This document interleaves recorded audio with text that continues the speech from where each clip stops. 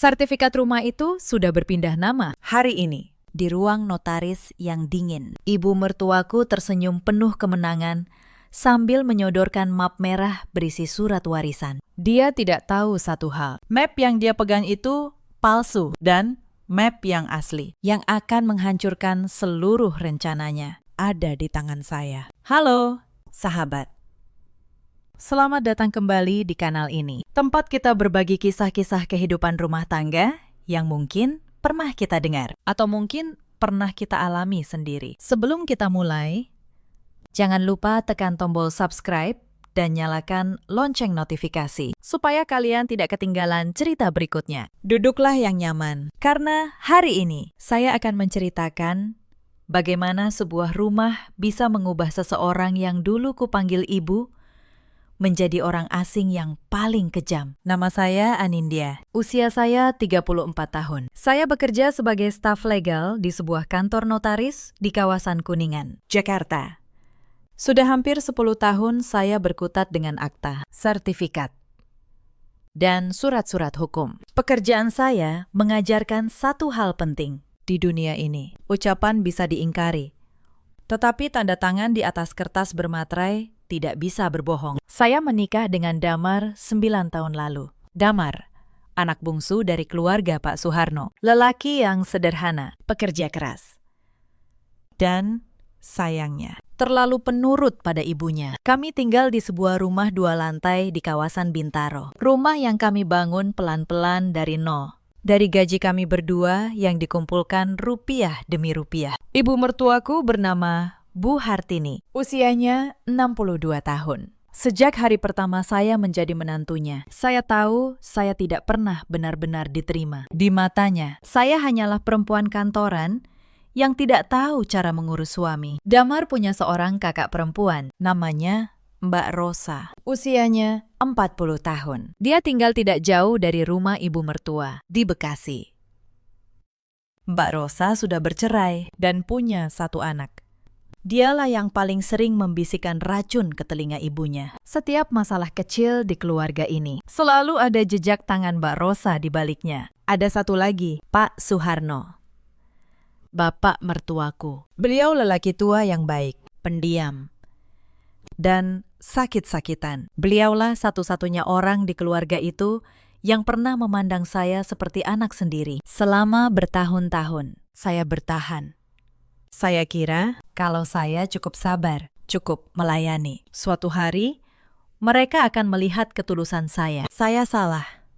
Kesabaran di mata orang serakah hanya dibaca sebagai kelemahan. Saya ingat awal pernikahan kami. Damar dan saya menikah sederhana. Tidak ada pesta megah. Hanya akad nikah kecil di masjid dekat rumah. Kami memulai semuanya dari nol. Damar bekerja sebagai pegawai di sebuah perusahaan logistik dan saya di kantor notaris. Setiap bulan, kami menyisihkan gaji sedikit demi sedikit untuk membeli tanah, lalu membangun rumah Bintaro kami pelan-pelan. Dari awal, Bu Hartini tidak pernah menyukai saya. Pada hari pernikahan saja, dia berkata pada tetangganya, cukup keras agar saya dengar bahwa Damar seharusnya bisa mendapat istri dari keluarga yang lebih terpandang. Saya hanya tersenyum waktu itu. Saya pikir seiring waktu, dia akan luluh. Tapi waktu hanya menambah jarak. Setiap kali kami berkunjung, selalu ada saja yang salah dengan saya. Masakan saya kurang enak. Cara saya berpakaian terlalu kantoran. Saya dianggap tidak becus mengurus suami karena masih bekerja. Dan yang paling sering dan paling menyakitkan adalah soal anak. 9 tahun menikah, kami belum dikaruniai anak. Bukan karena kami tidak mau, kami sudah berusaha, sudah berobat ke berbagai dokter. Hasilnya selalu sama. Secara medis tidak ada masalah serius, hanya belum waktunya. Tapi bagi Bu Hartini dan Mbak Rosa, ketiadaan anak itu adalah senjata. Mereka menggunakannya untuk merendahkan saya setiap ada kesempatan. Perempuan yang tidak bisa memberi keturunan itu seperti pohon yang tidak berbuah, kata Bu Hartini suatu kali. Di depan banyak kerabat, saya hanya menunduk, menahan air mata. Damar memegang tangan saya di bawah meja, tapi dia tidak berani membela saya di depan ibunya. Itulah Damar, lelaki yang baik hati, tapi terlalu takut pada ibunya. Bertahun-tahun, dia membiarkan saya menanggung penghinaan demi penghinaan dengan alasan. Sabar ya, Anin. Ibu memang begitu orangnya. Saya mencintai Damar, tapi kelemahannya itu perlahan menjadi luka tersendiri di hati saya. Meski begitu, saya tetap bertahan. Karena saya percaya pada satu hal, bahwa pada akhirnya kebaikan akan menemukan jalannya. Dan saya tidak ingin menjadi orang yang sama jahatnya dengan mereka. Semuanya bermula dari sebuah rumah tua di kawasan Cinere. Rumah itu dibeli Pak Suharno puluhan tahun lalu, ketika beliau masih bekerja. Sebuah rumah satu lantai dengan halaman luas. Tempat Damar dan kakaknya tumbuh besar. Tapi seiring waktu, ekonomi keluarga merosot. Pak Suharno pensiun dini karena jantungnya bermasalah. Tabungan habis untuk berobat. Rumah Cinere itu pelan-pelan rusak. Atapnya bocor, temboknya retak, dan tunggakan pajaknya menumpuk bertahun-tahun. Tahun lalu, kondisi Pak Suharno memburuk. Beliau harus rutin cuci darah 2 kali seminggu. Biayanya sangat besar. Bu Hartini panik. Mbak Rosa lebih panik lagi. Bukan karena ayahnya, tapi karena dia takut warisannya menyusut. Suatu malam, Damar pulang dengan wajah lelah. Dia duduk di tepi tempat tidur, lalu berkata pelan, "Anin, ibu minta tolong. Rumah Cinere itu mau direnovasi dan diurus pajaknya. Tapi keluarga tidak punya uang." Saya menatapnya. "Lalu, kita harus bagaimana?" "Mas," Damar menunduk, "ibu minta kita yang menalangi. Semua biayanya, renovasi, tunggakan, pajak, sama biaya berobat Bapak." Saya terdiam sejenak. Angka yang disebut Damar bukan angka kecil. Total semuanya hampir 800 juta rupiah. Itu seluruh tabungan kami. Tabungan yang kami siapkan untuk masa depan. Untuk anak yang sampai sekarang belum Tuhan titipkan pada kami. Saya berpikir keras malam itu. 800 juta bukan jumlah yang bisa kami kumpulkan lagi dengan mudah. Itu hasil 9 tahun kami berhemat. Tidak pernah liburan mewah. Tidak pernah membeli barang-barang mahal. Setiap rupiah dikumpulkan dengan keringat. Tapi saya melihat mata Damar. Saya tahu betapa dia menyayangi ayahnya. Dan saya juga menyayangi Pak Suharno. Beliau satu-satunya yang baik pada saya. Saya tidak mungkin membiarkan beliau menderita karena tidak ada biaya. Sementara kami punya kemampuan untuk menolong. "Mas," kata saya pelan, "kalau kita pakai semua tabungan ini, kita harus mulai dari nol lagi. Kamu siap?" Damar menatap saya. Matanya penuh harap dan rasa bersalah. "Aku tahu ini berat, Anin. Tapi itu ayahku. Aku tidak bisa membiarkannya begitu saja." "Baik, Mas," kata saya akhirnya. "Kita bantu. Tapi saya minta satu hal. Semua harus jelas. Saya yang akan urus semua administrasinya. Setiap rupiah yang keluar harus tercatat." Damar mengangguk. "Tentu. Terima kasih, Anin. Aku berjanji, keluargaku akan tahu pengorbananmu." Saya tersenyum getir.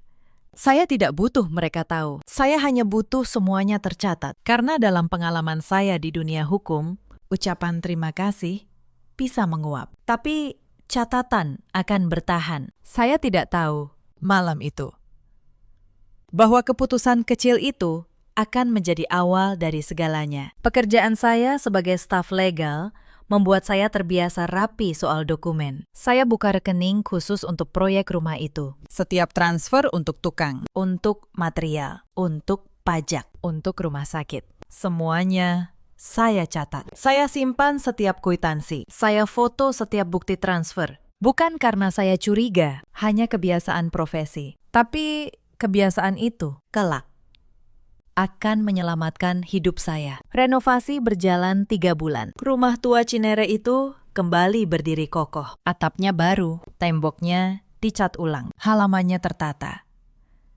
Tunggakan pajak belasan tahun lunas. Dan Pak Suharno tetap menjalani cuci darahnya tanpa terputus. Semua dari kantong kami. Saya ingat betul di tengah proses renovasi itu. Saya bolak-balik ke rumah Cinere hampir setiap akhir pekan. Saya yang mengawasi tukang.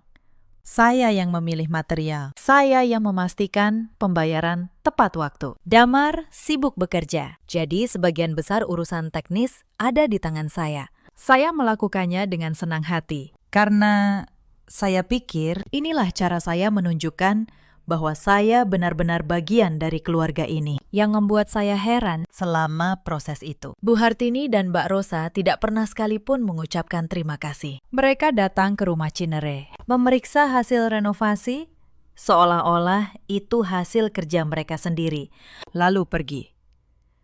Seakan sudah seharusnya saya yang membayar semuanya. Suatu sore, saya tidak sengaja mendengar Mbak Rosa berbicara dengan ibunya di dapur. Suaranya pelan, tapi cukup jelas sampai ke telinga saya. Bu, rumah ini kan sudah bagus sekarang. Sayang kalau jatuh ke orang luar, kata Mbak Rosa. Maksudmu Anindya? Tanya Bu Hartini. Iya, dia kan menantu, bukan darah daging. Kalau sampai dia merasa berhak atas rumah ini gara-gara sudah keluar uang, repot kita.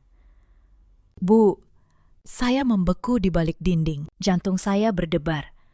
Saya baru saja menghabiskan seluruh tabungan untuk keluarga ini. Dan yang mereka pikirkan adalah bagaimana caranya agar saya tidak punya hak apapun. Malam itu saya tidak bisa tidur. Tapi saya tidak mengatakan apa-apa pada Damar. Saya hanya diam dan mulai berpikir. Sebagai orang hukum, saya tahu satu hal. Selama ini saya menalangi uang tanpa dasar hukum yang jelas. Saya hanya percaya pada niat baik dan niat baik di pengadilan.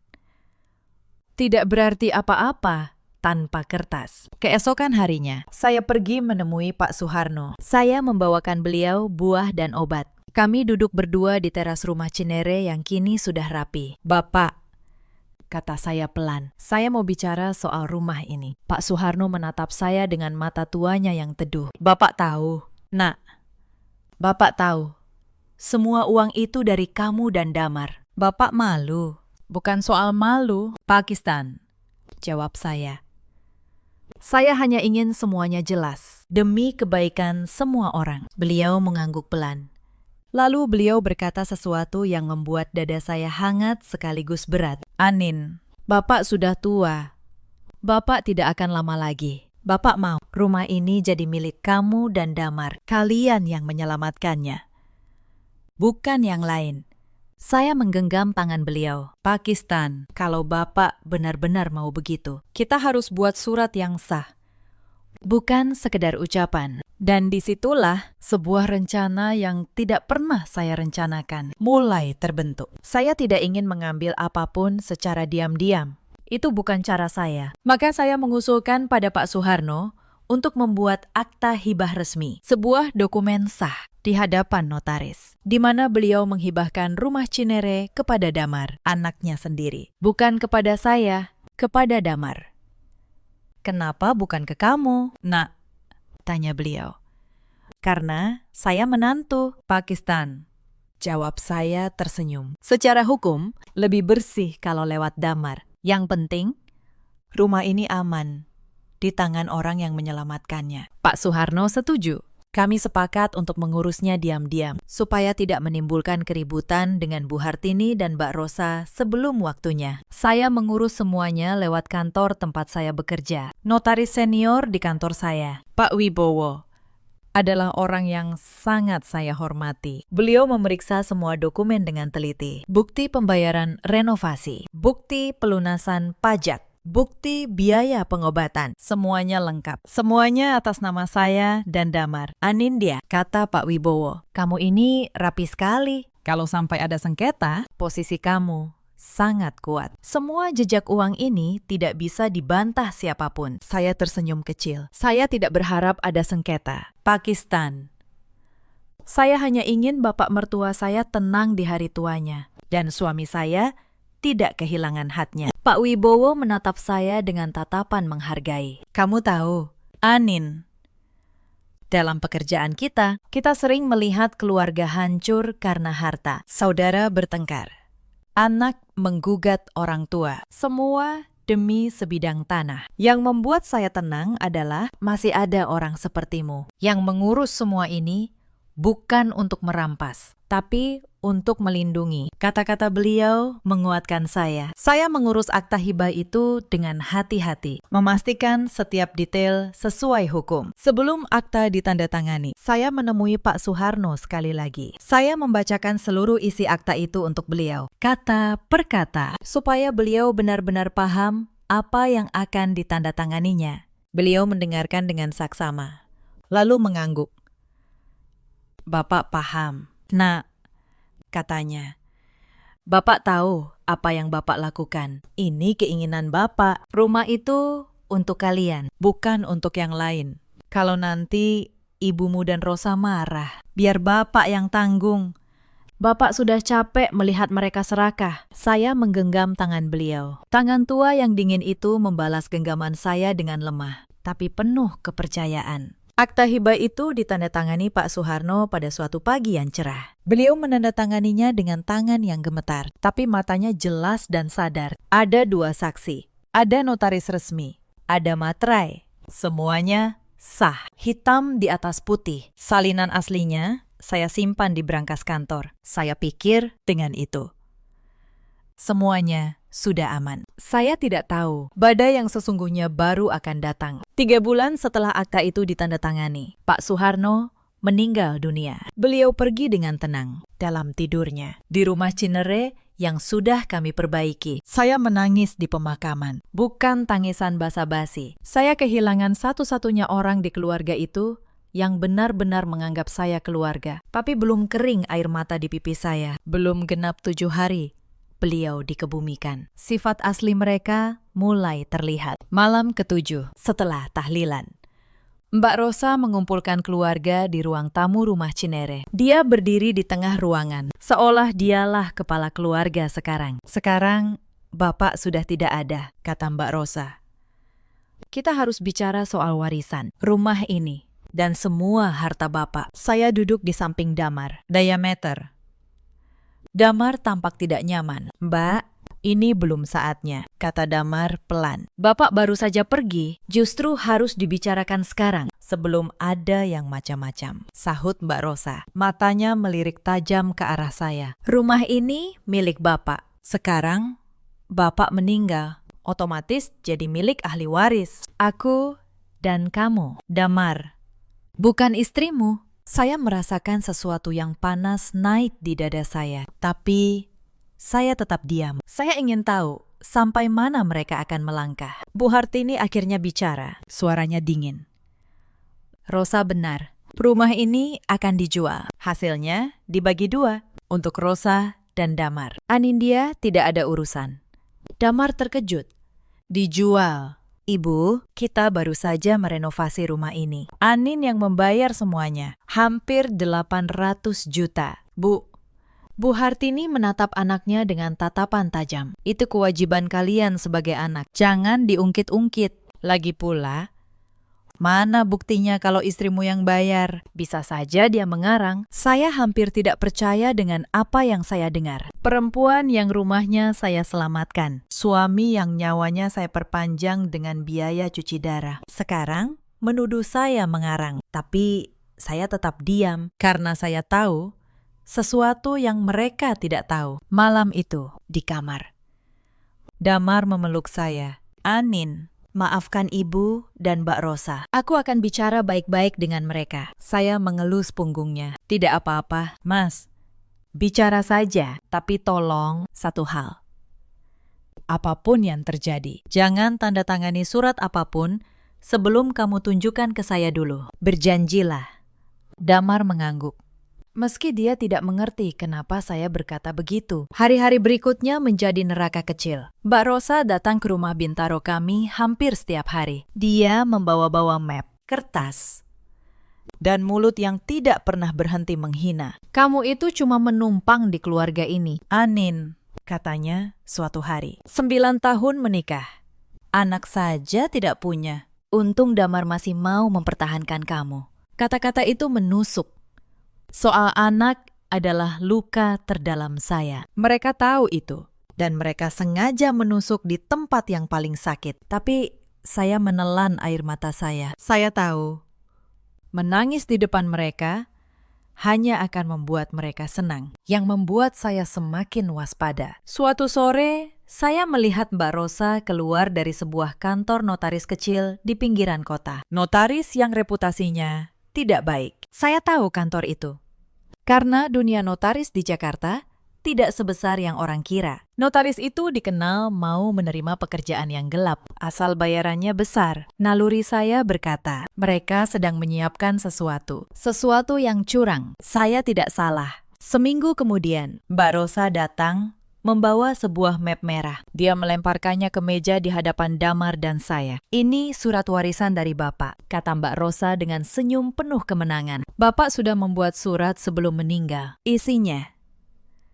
rumah Cinere dibagi. Tapi karena Damar sudah punya rumah sendiri di Bintaro, bagian Damar lebih kecil. Aku yang dapat rumah Cinere. Damar cukup dapat uang sedikit. Saya membuka map itu dengan tenang. Saya membaca setiap barisnya. Dan saya tahu, dalam sekali baca, bahwa surat itu palsu. Tanda tangan Pak Suharno di situ terlalu rapi. Beliau di akhir hayatnya, tangannya gemetar. Tanda tangannya berantakan. Yang di surat ini halus, seperti ditiru dengan hati-hati. Tanggalnya pun janggal. Surat ini bertanggal seminggu sebelum beliau meninggal. Padahal, di minggu itu beliau sudah sangat lemah. Hampir tidak bisa memegang sendok. Tapi saya tidak menunjukkan apapun di wajah saya. Saya hanya menutup map itu. Lalu berkata pelan, surat yang menarik. Mbak, jadi kamu mengerti, kan?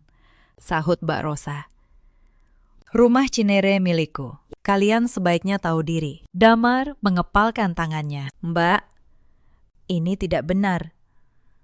Bapak tidak pernah bilang apa-apa soal surat ini. Hitam di atas putih. Damar, kata Mbak Rosa. Ucapanmu tidak ada artinya. Yang ada di kertas. Itu yang berlaku. Saya hampir tersenyum mendengarnya. Karena kalimat itu, kalimat yang dia ucapkan dengan sombong, adalah kalimat yang akan menjatuhkan dirinya sendiri. Tapi mereka tidak berhenti di surat itu. Mereka mulai bergerak lebih jauh. Dan setiap langkah mereka membuat saya semakin yakin pada satu hal. Mereka pikir saya tidak akan melawan. 3 hari kemudian, kami mendapat kabar bahwa kunci rumah Cinere sudah diganti. Mbak Rosa memasang gembok baru di pagar dan menyuruh penjaga agar tidak mengizinkan Damar masuk. Rumah yang kami selamatkan dengan seluruh tabungan kami kini terkunci di hadapan pemilik aslinya. Damar berdiri di depan pagar rumah Cinere, menatap gembok itu dengan tangan gemetar. Ini rumah keluargaku, Anin. Aku tumbuh besar di sini, dan sekarang aku dilarang masuk. Saya menggenggam tangannya. Tenang, Mas. Biarkan mereka merasa menang dulu. Orang yang merasa menang biasanya jadi ceroboh. Seminggu berikutnya, saya mendengar kabar yang lebih mengejutkan. Mbak Rosa sudah memasang iklan. Dia menjual rumah Cinere. Dia menempel papan dijual di pagar dan mulai membawa calon pembeli melihat-lihat. Padahal rumah itu sama sekali bukan miliknya. Saya pergi diam-diam ke rumah Cinere, menyamar sebagai calon pembeli lewat seorang teman. Teman saya menemui Mbak Rosa, berpura-pura tertarik membeli. Mbak Rosa dengan percaya diri menunjukkan surat warisan palsunya sebagai bukti kepemilikan. Dia bahkan menyebut harga 1,5 miliar rupiah. Teman saya merekam semua percakapan itu tanpa Mbak Rosa sadari. Dia baru saja menambah satu bukti lagi yang memberatkan dirinya sendiri. Dia menggunakan dokumen palsu untuk menipu calon pembeli. Saya menyimpan rekaman itu dengan rapi, bersama bukti-bukti lainnya. Lalu datang insiden yang paling menyakitkan. Suatu pagi, Mbak Rosa muncul di kantor tempat saya bekerja. Dia membuat keributan di lobi, di depan rekan-rekan kerja saya. Dia berteriak bahwa saya seorang menantu serakah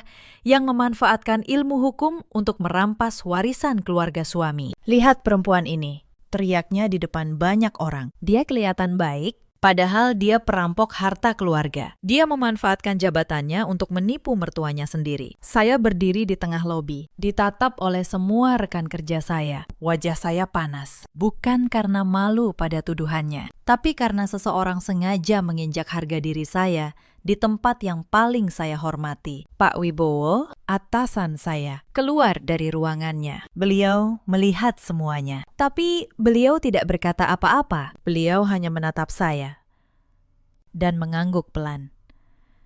Sebuah anggukan yang berarti. Dia percaya pada saya. Setelah Mbak Rosa pergi, Pak Wibowo memanggil saya ke ruangannya. "Anindya," katanya, "saya tahu kamu. 9 tahun kamu bekerja di sini. Tidak pernah sekalipun kamu berbuat curang. Apapun masalahmu, selesaikan dengan benar, dengan hukum, bukan dengan emosi. Dan kalau kamu butuh saksi yang netral, saya ada."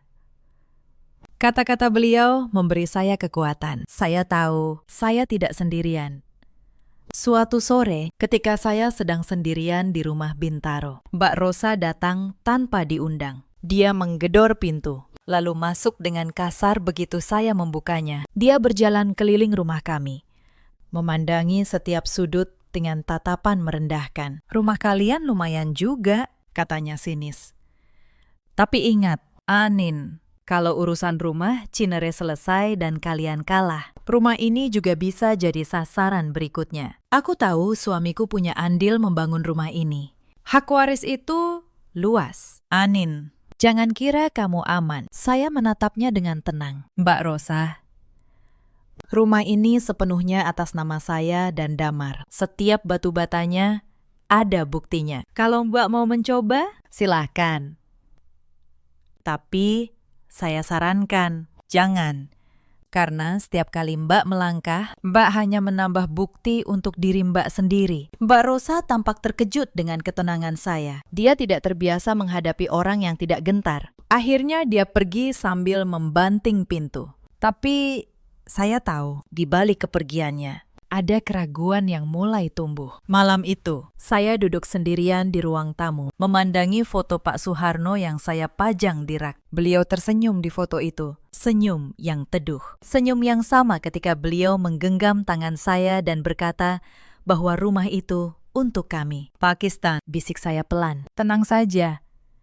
Anin akan menjaga apa yang Bapak titipkan. Tidak akan Anin biarkan jerih payah Bapak diinjak orang-orang serakah itu." Air mata saya jatuh. Bukan air mata kelemahan, tapi air mata seorang yang berjanji. Belum cukup sampai di situ. Bu Hartini memainkan kartu terakhirnya. Suatu malam, Damar mendapat telepon. Katanya, ibunya masuk rumah sakit. Jantungnya kambuh. Kondisinya kritis. Damar panik dan langsung berangkat. Saya ikut menemaninya. Sesampai di rumah sakit, kami menemukan Bu Hartini berbaring di ranjang, tampak lemah. Tapi sebagai orang yang sering mengurus pasien lewat biaya pengobatan Pak Suharno, saya tahu seperti apa orang yang benar-benar sakit. Bu Hartini hanya berpura-pura. Tensinya normal. Tidak ada alat bantu apapun di tubuhnya. Di sebelahnya, Mbak Rosa sudah menyiapkan sebuah surat. "Damar," kata Mbak Rosa sambil menyodorkan kertas itu. "Ibu mungkin tidak akan bertahan lama. Sebelum terlambat, tanda tangani surat ini. Surat persetujuan bahwa rumah Cinere menjadi milikku. Dan kamu melepaskan semua hak. Buat hati ibu tenang." Damar memegang pena. Tangannya bergetar. Naluri seorang anak yang mencintai ibunya hampir membuatnya menyerah. Tapi dia teringat janjinya pada saya. Dia menoleh ke arah saya, dan saya menggeleng pelan. Damar meletakkan pena itu. "Tidak." "Mbak," katanya, "aku tidak akan menandatangani apapun malam ini. Kalau ibu memang sakit, biar ibu sembuh dulu. Kita urus surat-surat nanti, di tempat yang resmi." Mbak Rosa marah besar. Dan ajaibnya, begitu surat itu tidak ditandatangani, penyakit kritis, Bu Hartini sembuh dengan cepat. Keesokan harinya, dia sudah bisa pulang. Malam itu, Damar marah besar untuk pertama kalinya. "Anin, mereka memalsukan surat. Aku yakin. Kita lawan. Amin. Kita laporkan." Saya menggeleng pelan. "Belum." "Mas, belum saatnya." "Kenapa?" "Mereka mencuri hak kita." Saya memegang wajahnya. "Mas, dengar saya. Kalau kita lawan sekarang dengan emosi, kita akan kalah. Mereka akan bilang kita yang serakah. Kita harus menunggu mereka melangkah sampai ke ujung. Sampai mereka tidak bisa mundur lagi. Baru kita gerak." Damar menatap saya. "Bingung. Apa yang sebenarnya kamu rencanakan?" "Anin." Saya hanya tersenyum. "Percaya saja pada saya. Aku orang hukum." "Mas, aku tahu cara mereka. dan aku tahu cara mengalahkan mereka dengan cara mereka sendiri. Tapi malam itu, Damar tidak tahu bahwa di berangkas kantor saya sudah tersimpan sebuah dokumen yang akan membuat seluruh map merah Mbak Rosa menjadi tidak berarti. Tekanan terus meningkat. Bu Hartini mulai menyebarkan cerita ke seluruh kerabat bahwa saya, menantu yang durhaka, mencoba merebut rumah keluarga. Di setiap acara keluarga, saya disambut tatapan dingin. Bisik-bisik, tudingan tanpa suara. Puncaknya terjadi di acara 40 hari Pak Suharno. Di depan seluruh keluarga besar, Mbak Rosa berdiri dan menunjuk wajah saya. Inilah perempuan yang ingin merampas rumah peninggalan Bapak, katanya lantang. Sudah jelas Bapak mewariskan rumah itu padaku lewat surat. Tapi dia dengan ilmu hukumnya mau memutarbalikkan semuanya. Semua mata tertuju pada saya. Bu Hartini menangis dramatis, memeluk Mbak Rosa. Seolah-olah merekalah korbannya. Saya berdiri perlahan. Ruangan hening. Mereka menunggu saya membela diri, marah, atau menangis. Tapi saya tidak melakukan satu pun dari itu. Baiklah, kata saya, tenang. Kalau memang ada surat warisan yang sah dari Bapak, mari kita selesaikan secara hukum. Saya usulkan, minggu depan kita semua berkumpul di kantor notaris. Bawa surat warisan kalian. Di sana, di hadapan notaris resmi dan saksi, kita buktikan siapa yang berhak atas rumah ini. Bagaimana? Mbak Rosa tampak ragu sesaat, tapi kesombongannya menang. Baik, kita buktikan. Dan setelah itu, kau dan suamiku harus angkat kaki dari kehidupan kami. Saya tersenyum dalam hati. Mereka baru saja berjalan masuk ke dalam ruangan yang pintunya akan saya kunci dari dalam. Hari-hari menjelang pertemuan di notaris itu adalah hari-hari yang berat. Tekanan datang dari segala arah. Saudara-saudara Damar yang lain, paman, dan bibinya mulai menelpon Damar satu persatu. Mereka semua sudah diracuni cerita versi Mbak Rosa. Mereka menuduh saya merusak keluarga, memecah belah, dan menggunakan ilmu hukum untuk kejahatan. Damar mulai goyah. Suatu malam, dia duduk di tepi tempat tidur dengan kepala tertunduk. Anin, semua orang menyalahkan kita, katanya pelan. Bahkan Paman Hadi yang dulu baik pada kita, sekarang tidak mau mengangkat teleponku. Mungkin kita lepaskan saja rumah itu. Anin, demi kedamaian. Saya menatapnya. Untuk pertama kalinya, saya merasa marah pada suami saya sendiri. Tapi saya menahannya. Mas, kata saya pelan, kalau kita lepaskan sekarang, kita bukan cuma kehilangan rumah, kita kehilangan 800 juta tabungan kita, masa depan kita, dan harga diri kita. Dan yang lebih buruk, kita membiarkan kejahatan menang. Apakah itu kedamaian yang kamu mau? Kedamaian di atas penindasan. Damar terdiam. Air matanya jatuh. Aku hanya lelah. Anin, aku lelah berada di tengah-tengah. Saya memeluknya. Aku tahu. Mas, aku tahu. Tapi percayalah, ini yang terakhir. Setelah pertemuan itu, semuanya akan selesai untuk selamanya. Kamu hanya perlu percaya padaku satu kali lagi. Bisa? Damar mengangguk lemah di pelukan saya. Malam itu, saya tahu. Beban terberat bukanlah melawan mertua dan ipar. Beban terberat adalah menjaga agar suami saya tidak runtuh sebelum semuanya berakhir. Sementara itu, saya menggunakan keahlian saya. Saya mengumpulkan semua bukti. Saya meminta salinan resmi rekam medis Pak Suharno dari rumah sakit yang menunjukkan kondisi beliau di hari-hari terakhir. Saya menyiapkan analisis perbandingan tanda tangan. Saya menyusun semua bukti transfer secara kronologis. Saya bahkan menyiapkan rekaman Mbak Rosa yang mencoba menjual rumah. Semuanya saya susun rapi dalam satu map biru. Seperti saya menyiapkan berkas perkara untuk pengadilan. Saya juga meminta Pak Wibowo untuk menjadi notaris yang memimpin pertemuan itu. Beliau setuju. Saya akan memastikan semuanya berjalan sesuai hukum. Anin, katanya. Kebenaran tidak butuh diperjuangkan dengan teriakan. Cukup dengan bukti. Malam sebelum pertemuan, saya tidak tidur. Bukan karena takut, tapi karena saya tahu, esok hari, semua yang saya pendam selama bertahun-tahun, semua penghinaan. Semua air mata akan terbayar.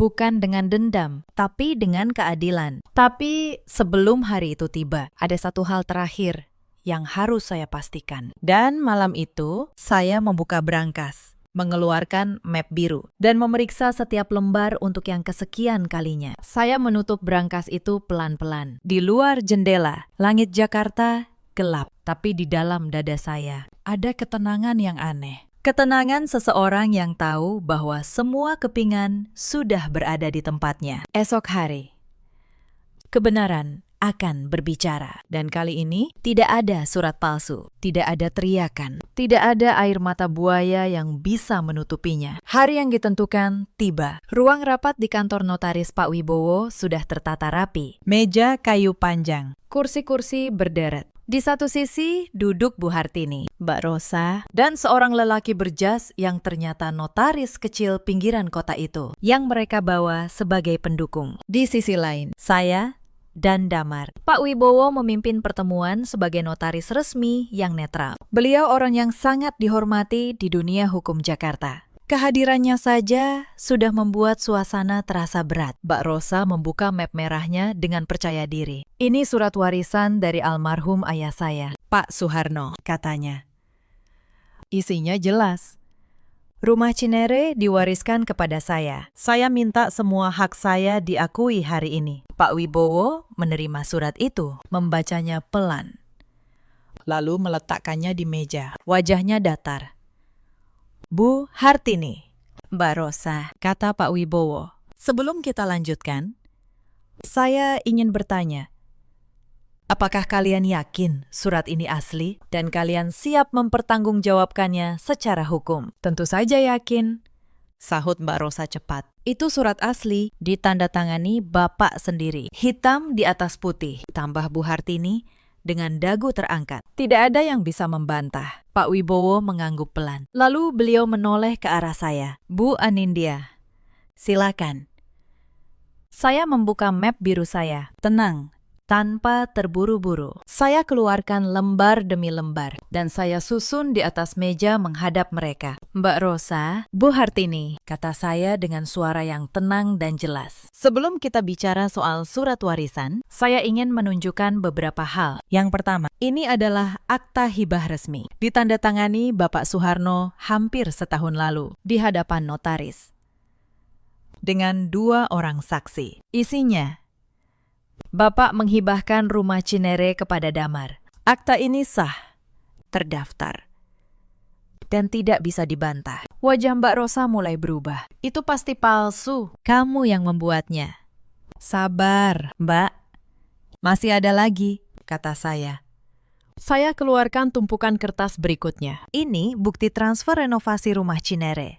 Total 320 juta rupiah. Ini bukti pelunasan tunggakan pajak rumah selama 15 tahun. 110 juta rupiah. Dan ini bukti pembayaran seluruh biaya cuci darah dan pengobatan Bapak selama setahun terakhir. 370 juta rupiah. Semua atas nama saya dan Damar. Semua tercatat, lengkap dengan tanggal dan kwitansi. Ruangan menjadi sunyi. Damar menatap saya.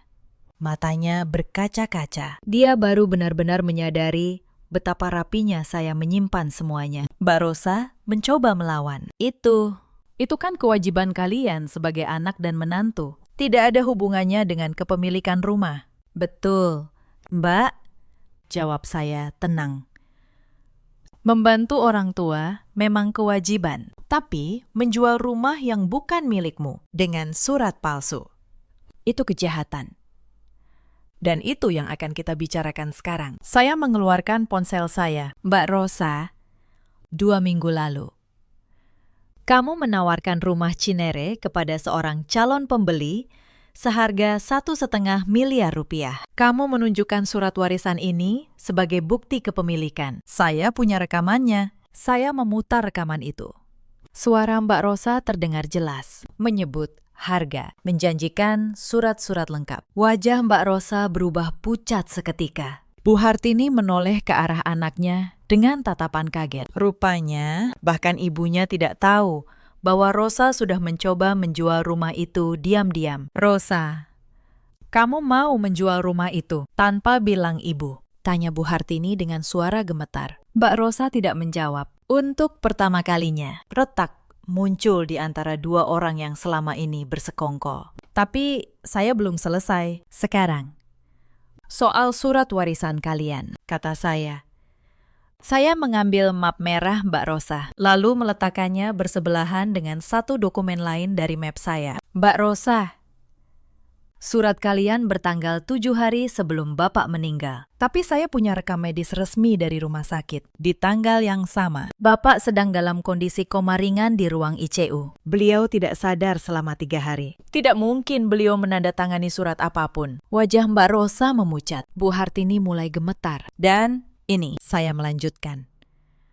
Mengeluarkan satu lembar terakhir. Ini hasil perbandingan tanda tangan. Tanda tangan di surat kalian dibandingkan dengan tanda tangan asli Bapak di akta hibah yang sah. Berbeda jauh. Saya bekerja di dunia hukum. Mbak, saya tahu seperti apa tanda tangan yang dipalsukan. Notaris kecil yang mereka bawa mulai berkeringat. Dia menggeser kursinya menjauh dari Mbak Rosa, seakan ingin lepas tangan. Pak Wibowo mengambil surat warisan merah itu, memeriksanya sekali lagi dengan kacamatanya, lalu meletakkannya dengan wajah serius. Mbak Rosa, katanya dengan suara berat, memalsukan surat warisan dan tanda tangan orang yang sudah meninggal adalah tindak pidana. Pemalsuan dokumen, pasal 263 KUHP. Ancamannya, penjara dan notaris yang membantu pembuatan dokumen palsu bisa kehilangan izinnya. Bahkan diproses pidana. Notaris kecil itu langsung berdiri. Saya tidak tahu apa-apa. Saya hanya diminta membuat draft. Saya tidak tahu itu palsu, katanya panik. Lalu hampir berlari keluar ruangan. Mbak Rosa terduduk. Wajahnya yang tadi penuh kesombongan, kini pucat pasi. Anin, aku. Kita kan keluarga. Saya menatapnya. Untuk pertama kalinya, saya membiarkan diri saya berbicara dengan sedikit perasaan yang selama ini saya tahan. Keluarga, Mbak, kata saya pelan. Saya yang membayar nyawa Bapak diperpanjang. Saya yang menyelamatkan rumah ini. Dan saya pula yang kalian tuding sebagai perampas, sebagai menantu durhaka. Di depan seluruh keluarga besar. Kalian menyebut saya orang luar. Sekarang, biar saya jadi orang luar yang kalian mau. Saya berdiri. Rumah Cineresa milik Damar lewat akta hibah. Itu tidak bisa diganggu-gugat. Tapi saya tidak akan menuntut kalian secara pidana atas pemalsuan surat ini. Bukan karena saya takut, tapi karena saya menghormati Bapak yang sampai akhir hayatnya menyayangi saya. Beliau pasti tidak ingin anak dan istrinya masuk penjara. Bu Hartini menangis. Tapi kali ini bukan tangisan dramatis. Ini tangisan orang yang baru sadar bahwa semua rencananya telah hancur dan bahwa orang yang dia hina selama bertahun-tahun ternyata adalah satu-satunya orang yang berlaku adil padanya. Tapi ada syaratnya, kata saya. Surat warisan palsu ini akan saya simpan sebagai jaminan selama kalian tidak pernah lagi mengganggu kehidupan saya dan Damar. Surat ini akan tetap di berangkas saya. Tapi kalau kalian berani menyentuh kami lagi, satu kali saja, saya akan bawa ini ke kantor polisi. Mengerti? Tidak ada yang menjawab, hanya keheningan dan isak tangis yang tertahan. Pak Wibowo menutup pertemuan itu. Kasus ini selesai secara kekeluargaan. Akta hibah sah berlaku. Rumah Cinere milik Damar. Saya harap tidak ada lagi yang mencoba bermain dengan dokumen palsu di hadapan saya. Kami pulang dalam diam. Di dalam mobil, Damar menggenggam tangan saya erat. Air matanya jatuh. Anin, maafkan aku, katanya parau. Selama ini aku terlalu lemah. Aku membiarkan ibu dan kakakku memperlakukanmu seperti itu. Kamu menanggung semuanya sendirian, dan kamu tetap melindungi mereka. Bahkan setelah semua yang mereka lakukan. Saya tersenyum, mengusap air matanya. Bukan aku melindungi mereka, Mas.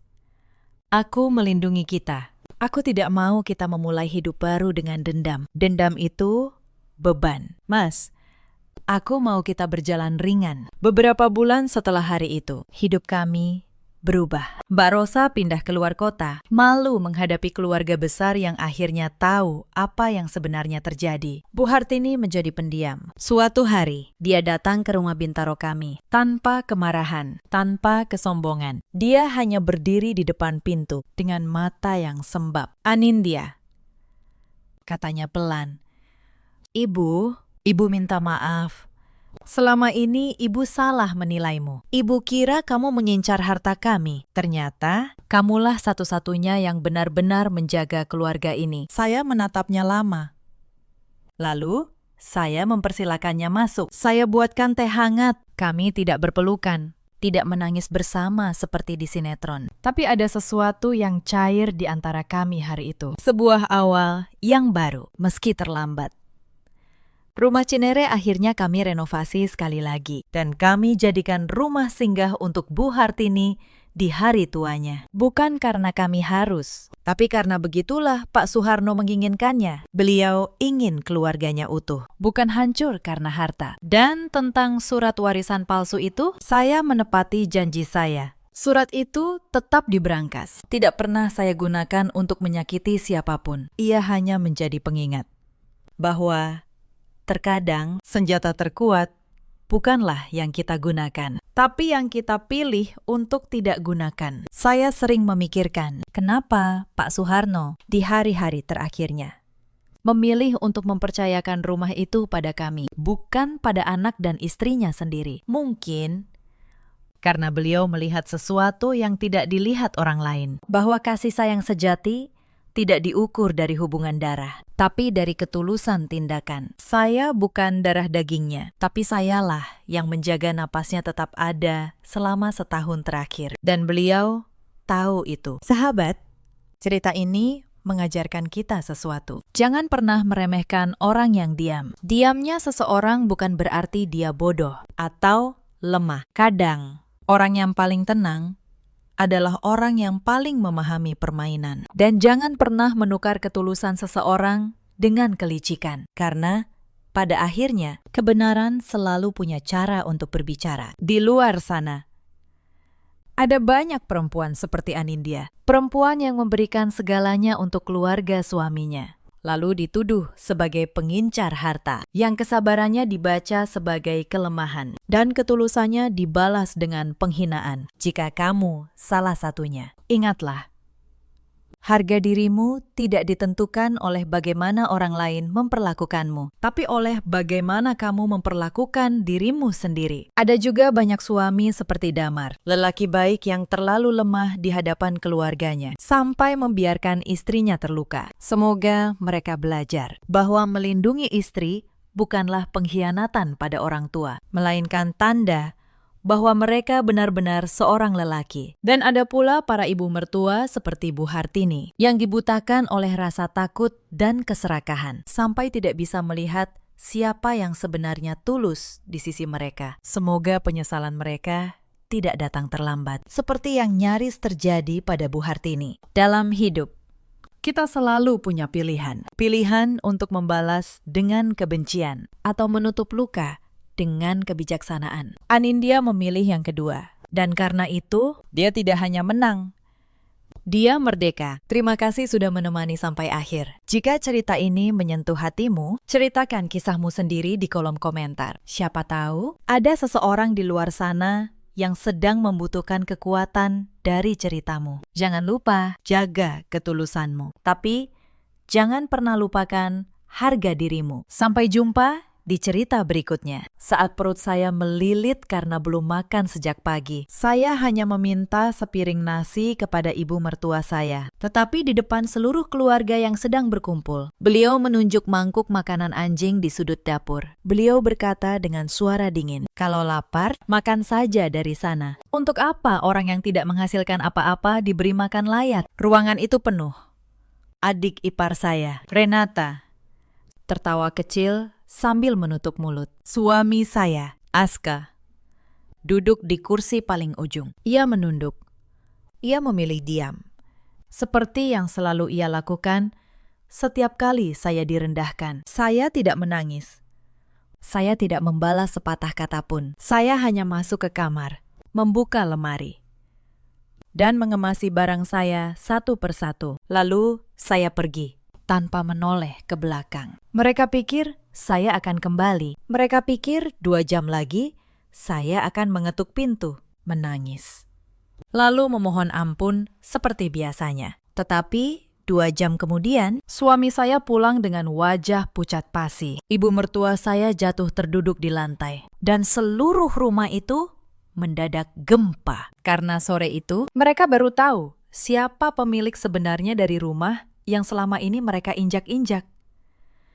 Harga diri saya di dalamnya. Sebelum kita lanjut, tuliskan nama kota kalian di kolom komentar. Saya ingin tahu dari kota mana saja teman-teman menemani cerita ini hari ini. Semoga yang sudah menekan tombol suka dan berlangganan selalu diberi kesehatan, panjang umur, dan rezeki yang lancar. Sekarang, mari kita mulai dari awal. Pernahkah kalian merasa tinggal di sebuah rumah, tetapi tidak pernah benar-benar dianggap sebagai bagian dari keluarga di dalamnya? Perasaan itulah yang menghantui saya setiap hari selama 3 tahun terakhir. Nama saya Maharani, 32 tahun. 3 tahun lalu, saat saya menikah dengan Aska, saya percaya hidup saya akan menjadi lebih hangat. Saya tidak pernah menuntut rumah mewah. Saya tidak pernah meminta perhiasan. Saya hanya ingin sebuah keluarga yang menerima saya apa adanya. Saya memang tidak banyak bercerita tentang diri saya. Saat menikah, saya hanya berkata bahwa saya bekerja di sebuah kantor di pusat kota. Saya tidak pernah menyebut jabatan. Saya tidak pernah menyebut nama perusahaan.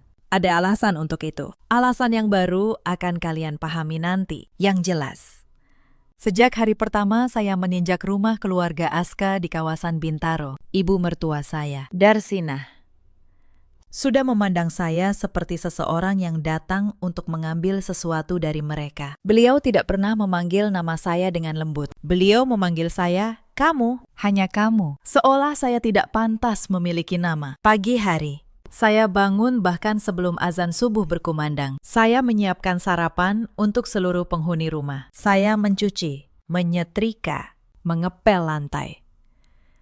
Bukan karena saya tidak mampu menyewa orang, tetapi karena saya pikir mungkin dengan begitu beliau akan melihat ketulusan saya. Saya salah.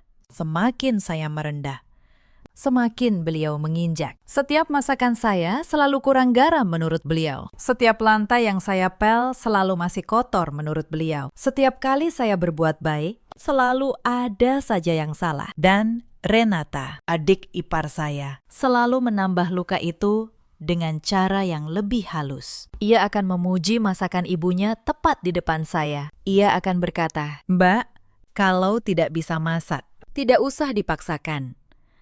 Nanti malah bikin malu kalau ada tamu." Saya menelan semuanya. Saya menelan ludah, menelan amarah, menelan air mata yang tidak pernah saya biarkan jatuh di depan mereka. Yang paling menyakitkan bukan ibu mertua. Yang paling menyakitkan adalah Aska, suami saya sendiri. Setiap kali ibunya membentak saya, ia diam.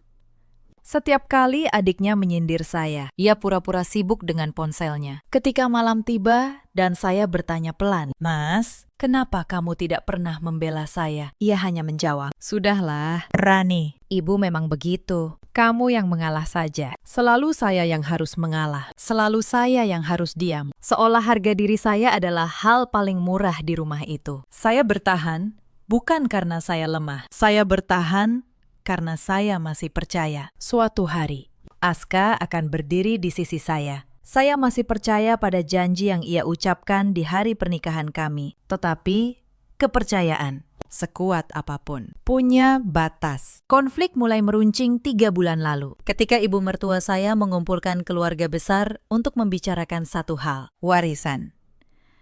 Ayah mertua saya sudah meninggal 5 tahun sebelum saya menikah dengan Aska. Almarhum dulu memiliki sebuah toko bahan bangunan yang cukup besar di kawasan Bekasi. Sejak beliau wafat, toko itu dikelola seadanya dan keuntungannya terus menurun. Ibu Darsina selalu mengeluh bahwa uang keluarga semakin menipis. Di ruang tengah malam itu, beliau berkata bahwa toko itu harus dijual. Hasilnya akan dibagi antara dirinya, Aska, dan Renata. Saya duduk di pojok ruangan, Tentu saja dalam perhitungan beliau. Saya tidak masuk hitungan sama sekali. Kamu jangan ikut campur urusan keluarga ini, kata beliau saat saya hanya bertanya soal pajak penjualannya. Kamu itu cuma menumpang di sini. Jangan sok tahu, Renata menimpali. Iya, Mbak. Lagi pula Mbak kan tidak bawa apa-apa waktu masuk ke keluarga ini. Untung masih dikasih tempat tidur. Saya melihat ke arah Aska. Sekali lagi, ia menunduk. Sekali lagi, ia memilih ibunya. Sekali lagi, ia memilih diam. Malam itu, untuk pertama kalinya, saya benar-benar mulai berpikir. Bukan tentang bagaimana caranya bertahan, tetapi tentang bagaimana caranya pergi. Beberapa hari kemudian, kondisi keuangan keluarga itu semakin parah. Ternyata, diam-diam, Ibu Darsinah punya hutang. Hutang yang cukup besar kepada beberapa kerabat. Toko bahan bangunan itu pun ternyata sedang terlilit tunggakan kepada pemasok. Renata, yang gaya hidupnya tinggi, terus menuntut uang dari ibunya. Mobil baru, tas bermerek, liburan. Sementara Aska, yang bekerja sebagai staf biasa di sebuah perusahaan distribusi, gajinya tidak seberapa. Dan di tengah semua kekalutan itu, mereka tetap menemukan waktu untuk menghina saya. Suatu sore, Ibu Darsinah memanggil saya ke dapur. Beliau menyodorkan setumpuk pakaian kotor. Pakaian dalam Renata yang baru saja pulang dari menginap entah di mana. Cuci ini, kata beliau.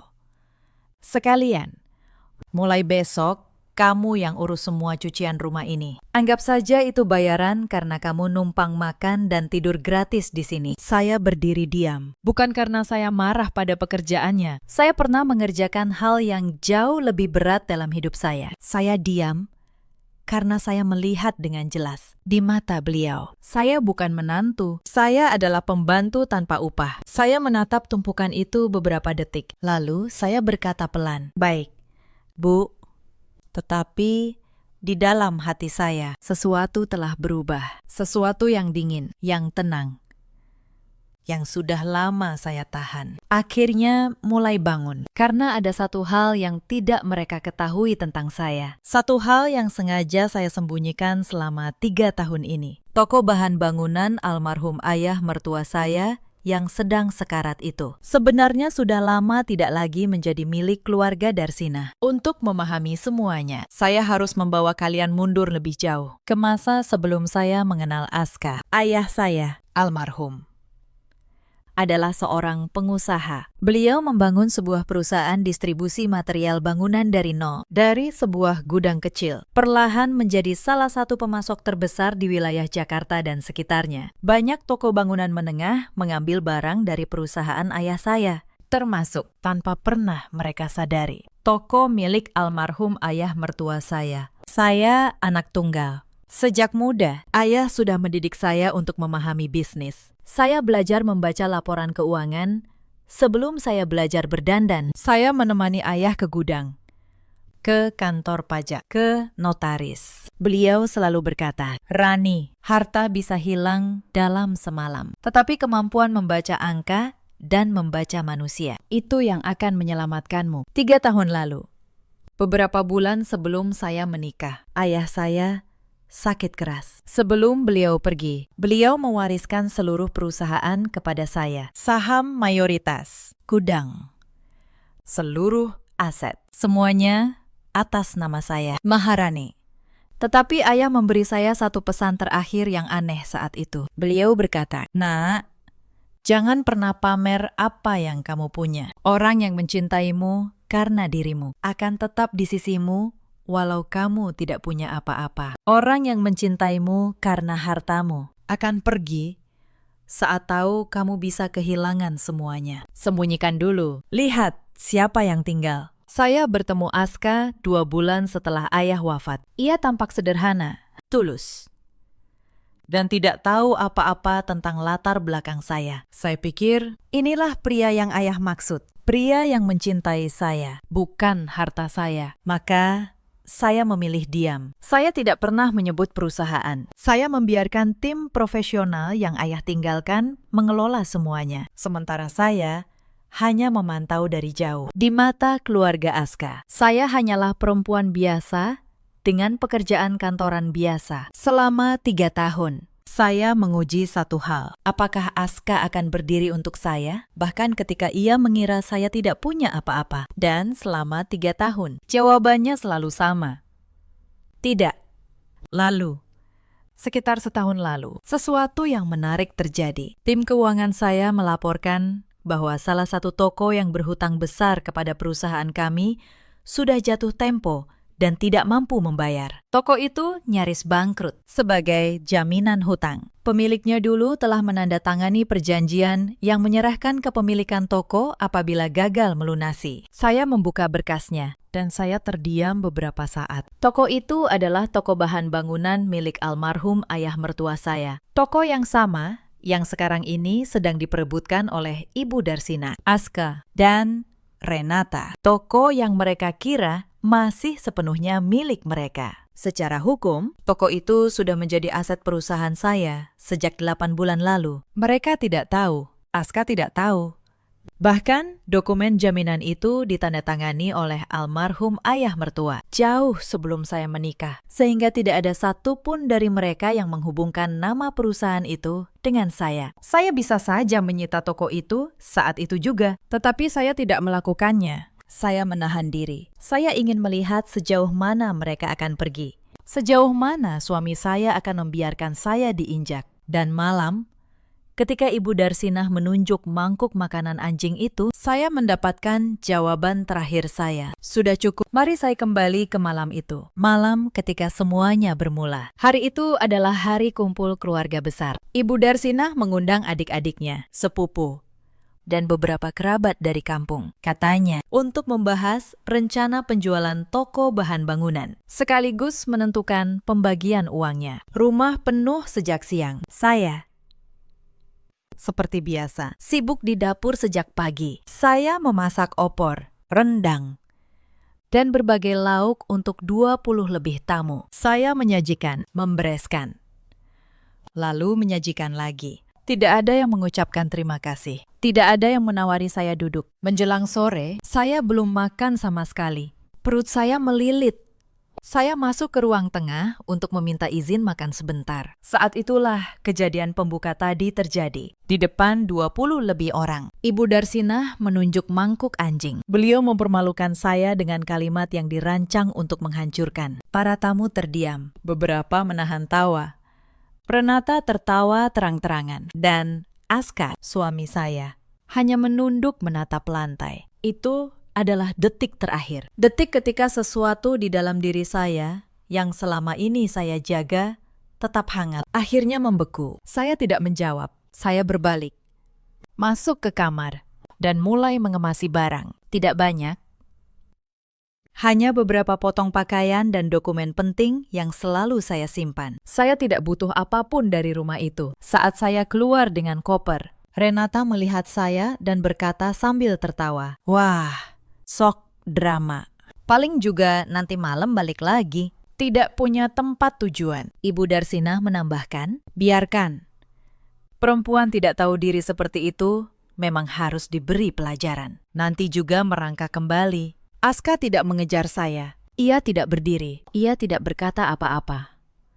Saya berjalan keluar dari rumah itu untuk terakhir kalinya. Saya menutup pintu pelan-pelan. Tetapi di dalam hati saya membanting pintu itu sekeras-kerasnya. Saya masuk ke mobil saya, yang selama ini sengaja saya parkir agak jauh dari rumah agar tidak menimbulkan pertanyaan. Saya menyalakan mesin.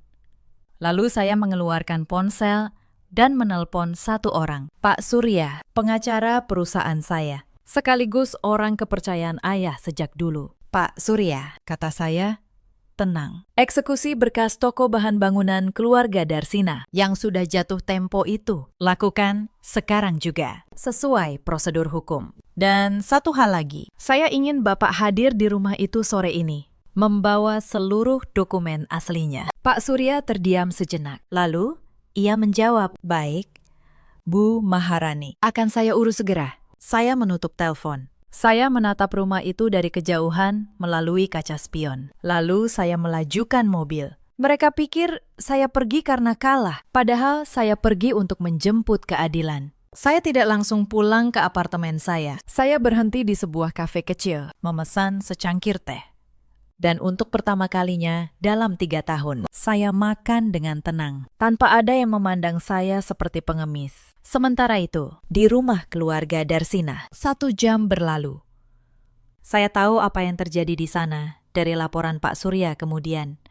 Awalnya, mereka memang menertawakan kepergian saya. Ibu Darsina melanjutkan pesta keluarganya. Para tamu mulai membahas pembagian uang dari penjualan toko. Renata sudah mulai berbicara soal mobil baru yang akan ia beli dari bagiannya. Lalu, sekitar pukul 5 sore, sebuah mobil berhenti di depan rumah. Pak Surya turun, mengenakan setelan rapi, ditemani 2 orang stafnya dan seorang petugas dari kantor hukum. Mereka membawa map tebal berisi dokumen. Ibu Darsina membuka pintu dengan wajah heran. "Bapak siapa? Ada urusan apa?" Pak Surya memperkenalkan diri dengan sopan. Lalu beliau berkata, "Saya datang atas nama Piti, yang merupakan pemegang sah hak atas toko bahan bangunan milik almarhum Bapak. Toko itu telah dijaminkan sebagai pelunasan hutang sejak beberapa tahun lalu, dan karena tunggakan tidak pernah dilunasi. Kepemilikannya secara hukum telah beralih sepenuhnya kepada perusahaan kami 8 bulan lalu." Ruangan itu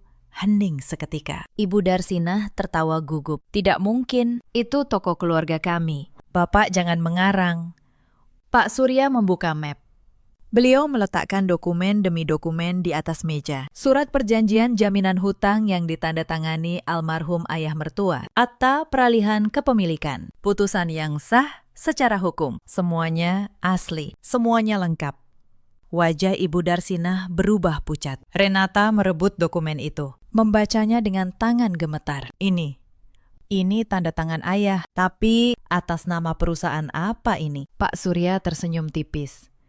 "Perusahaan itu," katanya pelan, "dimiliki oleh seseorang yang kalian kenal dengan sangat baik." Saat itulah, Aska yang sejak tadi berdiri membeku, tiba-tiba menyadari sesuatu. Wajahnya berubah, seperti orang yang baru saja terjatuh dari ketinggian. Ia mengeluarkan ponselnya. Tangannya gemetar saat ia mengetik nama perusahaan yang tertera di dokumen. Beberapa detik kemudian, layar ponselnya menampilkan profil perusahaan itu. Dan di bagian pemilik dan direktur utama, tertera satu nama yang sangat ia kenal. Maharani. Istrinya. Perempuan yang baru saja diusir dari rumah itu seperti seorang pengemis. Aska menjatuhkan ponselnya. "Tidak mungkin," bisiknya. "Tidak mungkin, Rani." Renata berteriak histeris. "Apa maksudnya ini?" "Istri Mas Aska, si Rani yang miskin itu, dia pemilik perusahaan yang menguasai toko kita." Ibu Darsina tidak bisa berkata apa-apa. Beliau hanya berdiri, lalu perlahan terduduk di lantai. Napasnya memburu.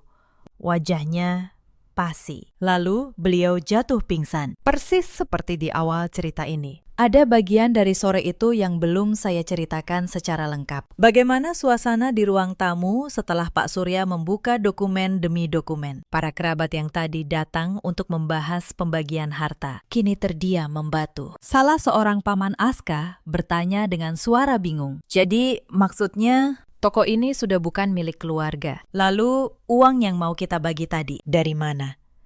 Pak Surya menjawab dengan tenang. "Tidak ada uang yang bisa dibagi. Pakistan. Toko ini sudah menjadi aset perusahaan kami secara sah sejak 8 bulan lalu. Yang ada justru sisa kewajiban yang masih harus diselesaikan oleh ahli waris almarhum." Wajah-wajah di ruangan itu berubah. Beberapa kerabat yang tadi memandang rendah saya, kini saling pandang dengan gelisah. Mereka baru sadar, perempuan yang tadi disuruh makan dari mangkuk anjing, ternyata adalah orang yang memegang seluruh nasib toko itu di tangannya. Renata masih belum bisa menerima. Ia membentak Pak Surya. "Ini pasti rekayasa.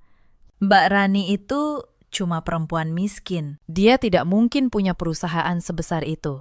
Pasti dia menipu kalian semua." Pak Surya hanya tersenyum tipis. Beliau mengeluarkan satu dokumen lagi. Profil perusahaan, lengkap dengan susunan direksi, izin usaha, dan rekam jejak selama lebih dari 20 tahun. Silakan periksa sendiri. "Mbak, semuanya terdaftar resmi. Perusahaan ini didirikan oleh mendiang ayah Ibu Maharani dan kini dipimpin langsung oleh beliau sebagai direktur utama sekaligus pemilik saham mayoritas. Renata membaca dokumen itu. Tangannya gemetar. Dan ketika matanya sampai pada nama direktur utama, ia terdiam total. Maharani. Nama yang selama ini ia ejek. Nama yang selama ini ia anggap tidak berarti. Saat itulah Aska, yang sejak tadi berdiri seperti patung, akhirnya bergerak. Ia mendekati ibunya yang mulai limbung, tetapi terlambat. Tubuh Ibu Darsina merosot ke lantai. Napasnya tersengal.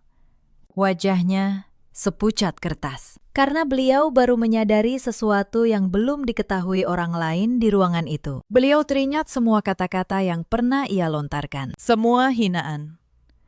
Semua perintah merendahkan. Semua kali ia menunjuk dan membentak. Dan semua itu ia tujukan kepada orang yang sebenarnya memegang hidup matinya secara ekonomi. Itulah momen ketika rumah itu benar-benar gempa. Bukan karena gempa sungguhan, tetapi karena seluruh fondasi kesombongan mereka runtuh dalam sekejap. Aska memanggil ambulans dengan panik. Ibunya dilarikan ke rumah sakit. Pesta keluarga yang tadinya membahas pembagian harta, kini berubah menjadi kekacauan. Para tamu satu persatu pulang dengan wajah bingung, berbisik-bisik tentang apa yang baru saja mereka saksikan. Malam itu, ponsel saya berdering puluhan kali. Nama Aska terus muncul di layar. Saya tidak mengangkatnya.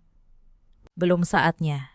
Saya tahu kalian mungkin bertanya, mengapa saya tega membiarkan ibu mertua saya pingsan? Bukankah itu kejam? Tetapi izinkan saya menjelaskan sesuatu. Saya tidak pernah berniat mencelakai siapapun. Yang saya lakukan hanyalah menjalankan hak saya secara hukum. Toko itu memang sudah menjadi milik perusahaan saya. Saya hanya menundanya selama berbulan-bulan. Memberi mereka kesempatan demi kesempatan yang membuat semuanya terjadi pada hari itu. Bukan kebencian saya, tetapi pilihan mereka sendiri. Pilihan untuk menghina, untuk merendahkan, untuk menganggap kebaikan sebagai kelemahan. Mari saya ceritakan apa yang terjadi dalam hari-hari berikutnya. Keesokan harinya, Aska datang ke apartemen saya. Entah bagaimana ia menemukan alamatnya. Mungkin dari Pak Surya, mungkin dari dokumen. Saya membuka pintu, dan saya melihat suami saya berdiri di sana dengan mata merah, wajah kusut.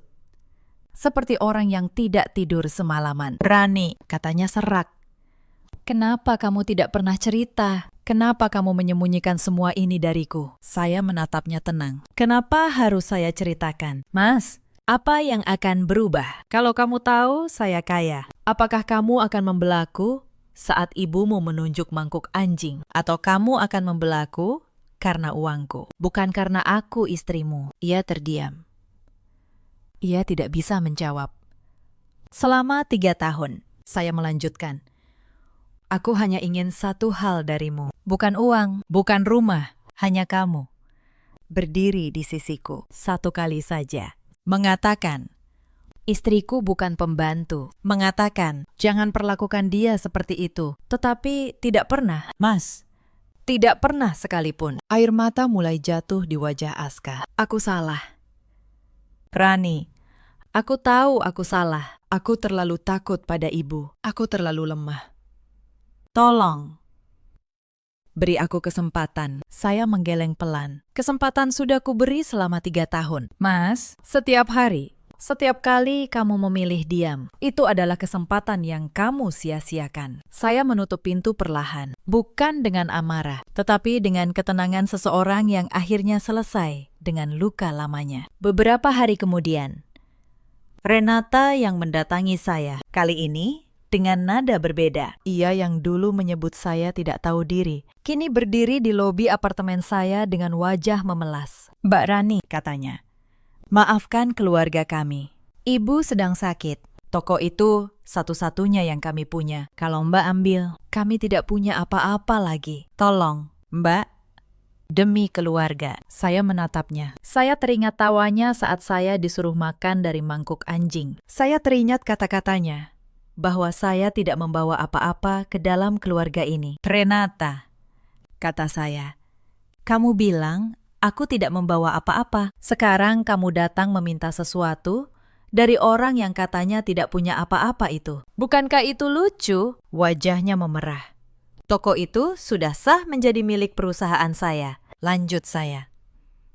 Itu bukan balas dendam, itu hukum. Kalian gagal membayar hutang bertahun-tahun. Konsekuensinya jelas. Sejak awal, Renata menunduk. Untuk pertama kalinya, saya melihat ada rasa malu di wajahnya. Sebelum saya menceritakan akhir dari semua ini, ada baiknya kalian tahu beberapa hal lagi yang terjadi selama 3 tahun itu. Agar kalian mengerti, kesabaran saya bukanlah kelemahan, melainkan pilihan. Saya ingat saat ulang tahun pernikahan kami yang pertama. Saya memasak makan malam istimewa, menata meja, menunggu Aska pulang. Tetapi Ibu Darsina, tepat sebelum Aska tiba, sengaja menumpahkan seluruh masakan saya ke lantai. Beliau berkata, "Sayang sekali, masakannya tumpah." "Aska, ayo makan di luar saja bersama Ibu dan Renata." Mereka pergi bertiga. Saya makan sendirian malam itu, di antara sisa-sisa masakan yang berserakan. Saya ingat ketika saya sakit demam tinggi selama 3 hari. Tidak ada yang menengok. Tidak ada yang membawakan makan. Ibu Darsina hanya berkata dari balik pintu, "Jangan menularkan penyakit ke seisi rumah. Diam saja di kamar." Aska. Ia menginap di rumah temannya selama saya sakit. Katanya, agar tidak tertular. Saya ingat saat saya kehilangan kandungan saya di tahun kedua. Saya keguguran sendirian di kamar mandi. Saat saya keluar dengan tubuh lemas dan berdarah. Ibu Darsinah justru berkata, "Mungkin memang belum rezeki. Perempuan yang tidak bisa memberi keturunan memang tidak ada gunanya." Renata menambahkan bahwa mungkin saya membawa sial bagi keluarga. Aska saat itu hanya berkata, "Sudahlah, Rani, mungkin ibu benar, jangan dipikirkan. Setiap luka itu saya simpan. Bukan untuk dendam, tetapi karena saya tahu suatu hari saya harus memutuskan, apakah saya akan terus tinggal di tempat yang menganggap keberadaan saya tidak berarti, atau saya akan pergi dan menyelamatkan diri saya sendiri. Saya ingat bagaimana Ibu Darsinah memamerkan menantu tetangga yang katanya kaya sambil menyindir saya. "Lihat itu, menantu Bu Sari, bawa mobil sendiri, kasih uang ke mertuanya tiap bulan. Bukan seperti yang cuma bisa numpang." Saya hanya tersenyum dalam hati. Karena beliau tidak tahu, perempuan yang ia sebut hanya bisa menumpang itu, memiliki lebih banyak dari yang bisa beliau bayangkan. Dan saya memilih tidak memberi mereka 1 rupiah pun, bukan karena pelit, tetapi karena saya tahu uang hanya akan menyuburkan keserakahan mereka. Setiap kali saya hendak berbicara tentang kebenaran, ayah saya selalu hadir dalam ingatan. "Lihat siapa yang tinggal saat kamu tidak punya apa-apa." Dan jawabannya semakin jelas dari hari ke hari. Tidak ada. Tidak satu pun dari mereka yang tinggal karena saya. Maka ketika malam, mangkuk anjing itu tiba. Saya tidak lagi ragu. 3 tahun bukti sudah lebih dari cukup. Ada satu momen lagi, beberapa minggu sebelum malam itu, yang akhirnya benar-benar memantapkan keputusan saya. Suatu malam, saya mengumpulkan keberanian untuk berbicara serius dengan Aska. Saya berkata, "Mas, bagaimana kalau kita pindah? Kita sewa rumah kecil, hanya kita berdua. Aku ingin kita punya kehidupan sendiri." Saya berharap untuk sekali saja ia akan memilih saya. Tetapi ia menjawab tanpa berpikir lama, "Tidak bisa, Rani. Ibu butuh aku di sini. Lagi pula, kita tidak punya cukup uang untuk pindah. Kamu jangan egois." "Egois?" Kata itu menusuk saya. Saya, yang setiap hari mengurus rumah tanpa keluhan, yang menahan setiap hinaan demi keutuhan pernikahan, disebut egois hanya karena ingin sebuah rumah untuk berdua. Malam itu, saya mendengar dari balik dinding kamar, Ibu Darsina dan Renata berbisik-bisik dengan Aska. Ibu Darsina berkata, "Aska, kalau perempuan itu mulai banyak menuntut, ceraikan saja. Cari yang lebih berguna, yang bisa membantu keuangan keluarga. Yang itu cuma beban." Dan Aska, suami saya, tidak membantah. Ia hanya menjawab, "Iya, Bu, nanti aku pikirkan." Saya berdiri di balik dinding itu, mendengarkan suami saya membicarakan perceraian saya. seolah saya hanyalah barang yang bisa ditukar. Saat itu, Hati saya tidak lagi patah. Hati saya justru menjadi tenang karena saya akhirnya tahu tidak ada lagi yang perlu saya selamatkan dari pernikahan ini. Mulai malam itu, saya berhenti berharap. Saya mulai merapikan semua dokumen penting saya. Saya menghubungi Pak Surya secara diam-diam, memastikan semua berkas perusahaan dan berkas toko itu siap. Saya menunggu satu hal terakhir, satu dorongan terakhir yang akan menjadi alasan saya untuk benar-benar pergi. Dan dorongan itu datang di malam mangkuk anjing. Kembali ke hari-hari setelah kejadian itu. Ibu Darsinah keluar dari rumah sakit setelah dirawat beberapa hari. Tekanan darahnya naik, kata dokter, akibat syok berat. Tetapi yang lebih hancur bukan tubuhnya. Yang lebih hancur adalah dunianya. Selama bertahun-tahun, beliau merasa berkuasa di rumah itu. Merasa berhak menentukan nasib orang lain. Dan dalam satu sore, semua itu runtuh. Toko bahan bangunan yang ia kira menjadi penyelamat keuangannya ternyata sudah bukan miliknya. Hutang-hutang yang menumpuk kini menagih. Dan menantu yang selama ini ia injak ternyata adalah orang yang memegang takdir keuangan keluarganya di tangan. Aska beberapa kali mencoba menghubungi saya. Ia mengirim pesan panjang. Ia meminta maaf berulang kali. Ia berkata ingin memperbaiki semuanya, ingin meninggalkan ibunya, ingin memulai dari awal bersama saya. Tetapi saya tahu sebagian dari permintaan maaf itu lahir bukan dari penyesalan tulus. Sebagian lahir dari ketakutan, takut kehilangan, bukan karena cinta. Tetapi karena baru tahu apa yang sebenarnya ia miliki dan sia-siakan. Saya membaca pesan-pesan itu beberapa kali. Lalu saya membalas dengan singkat, "Mas, ada hal yang bisa dimaafkan, tetapi tidak bisa diperbaiki. Aku sudah memaafkanmu, tetapi aku tidak akan kembali." Beberapa minggu kemudian, proses perceraian kami berjalan. Saya tidak menuntut apapun dari Aska. Saya tidak butuh apapun darinya. Saya hanya ingin kebebasan saya mengenai toko bahan bangunan itu. Saya membuat satu keputusan yang mungkin di luar dugaan banyak orang. Saya tidak menjualnya. Saya tidak juga membiarkannya hancur. Saya memberitahu Pak Surya untuk menawarkan satu kesempatan kepada keluarga Darsinah. Toko itu boleh tetap mereka kelola, dengan syarat mereka melunasi tunggakan secara bertahap, dengan pengawasan ketat dari tim keuangan saya. Bukan karena saya masih peduli pada mereka, tetapi karena saya tidak ingin menjadi seperti mereka. Saya tidak ingin kemenangan saya berubah menjadi kekejaman. Ibu Darsinah, yang dulu menunjuk mangkuk anjing, kini harus menandatangani perjanjian yang dibuat oleh menantu yang ia hina. Saya tidak hadir di pertemuan itu. Saya hanya mendengar laporannya dari Pak Surya, katanya. Tangan beliau gemetar saat menandatangani, dan untuk pertama kalinya, beliau tidak berkata satu pun kata yang menyakitkan. Karena akhirnya, beliau mengerti. Ada kesalahan yang bisa dimaafkan, tetapi tidak bisa diperbaiki. Beberapa hari setelah kejadian di rumah itu, kabar mulai menyebar di lingkungan tempat keluarga Darsinah tinggal. Para tetangga yang dulu ikut memandang saya sebelah mata, kini berbalik.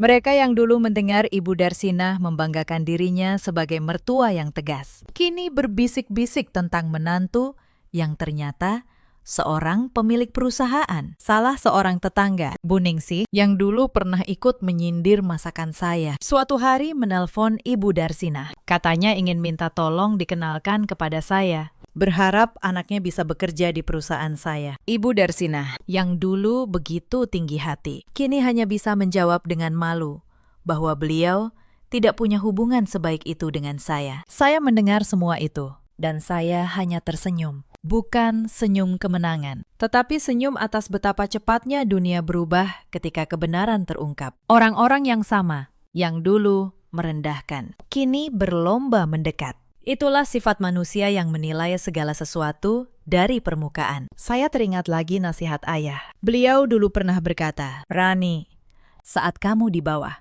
kamu akan tahu siapa kawan sejatimu. Saat kamu di atas, kamu akan tahu siapa yang hanya datang karena ketinggianmu." Keduanya adalah pelajaran. Simpan baik-baik. betapa benar kata-kata itu. Saat saya berpura-pura tidak punya apa-apa, hampir tidak ada yang tinggal di sisi saya dengan tulus. Dan saat kebenaran terungkap, semua orang tiba-tiba ingin menjadi kawan saya. Soal toko bahan bangunan itu, saya menugaskan seorang manajer dari perusahaan saya untuk mengawasi langsung pengelolaannya. Saya menetapkan jadwal pembayaran tunggakan yang manusiawi, tetapi tegas. Setiap bulan, mereka harus menyetorkan sejumlah uang. Setiap bulan.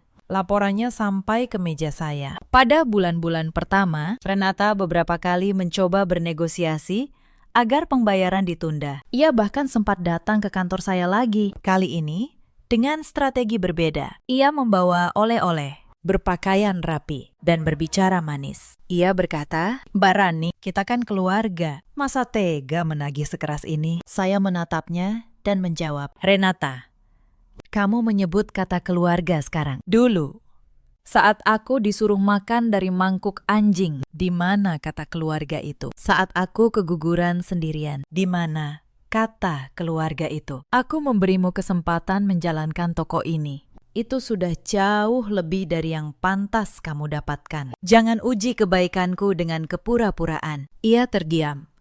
Lalu ia pergi tanpa banyak kata. Setelah itu, pembayaran berjalan lebih tertib. Mungkin ia akhirnya mengerti bahwa kebaikan saya bukan kelemahan dan bahwa saya tidak bisa lagi dipermainkan. Saya tidak menikmati menjadi keras. Itu bukan watak asli saya, tetapi hidup mengajarkan saya bahwa kepada orang yang hanya mengerti bahasa kekuasaan, kelembutan justru dianggap sebagai undangan untuk diinjak lagi. Maka, saya belajar menjadi tegas demi menjaga apa yang ayah saya tinggalkan dan demi menjaga harga diri saya sendiri. Ada satu hal lagi yang ingin saya ceritakan, karena banyak yang bertanya, bagaimana perasaan saya sebenarnya selama proses itu? Jujur, ada satu malam ketika saya hampir goyah. Malam ketika Aska mengirim foto-foto lama kami. Foto saat kami pertama bertemu, saat kami menikah, saat kami tertawa bersama di awal pernikahan. Ia menulis, "Rani,